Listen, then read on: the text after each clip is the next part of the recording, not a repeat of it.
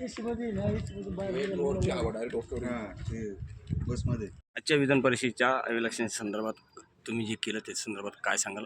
काय परिस्थिती होती? स्थानिक स्वराज्य संस्थेच्या आज निवडणुकी संदर्भात आमचे युतीचे उमेदवार माननीय आमदार नरेंद्रजी दराडे यांना उमेदवारी भेटली.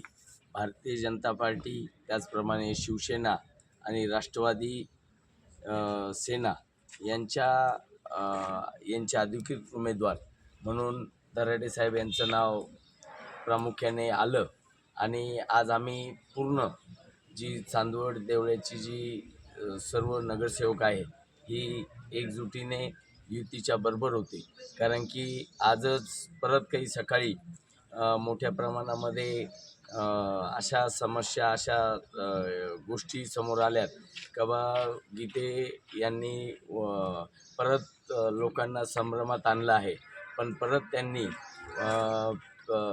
मीडियासमोर हे सांगितलं का मी कुठलीही उमेदवारी केलेली नाही, मी त्यांना पाठिंबा दिलेला आहे आणि आम्हाला ही खात्री आहे का आमचे उमेदवार नरेंद्रजी दराडे हे मोठ्या प्रमाणामध्ये निवडून येतील. मी त्यांना या निमित्ताने शुभेच्छा देतो आणि आमच्या भारतीय जनता पार्टी चांदवडच्या वतीने पुन्हा एकदा ह्या महाराष्ट्रामध्ये माननीय देवेंद्र फडणवीस साहेब असतील, माननीय शिंदे साहेब असतील आणि माननीय पवारताई असतील यांच्या नेतृत्वाखाली आमच्या 17च्या 17 उमेदवार हे निवडून येतील अशी ग्वाही देतो. धन्यवाद.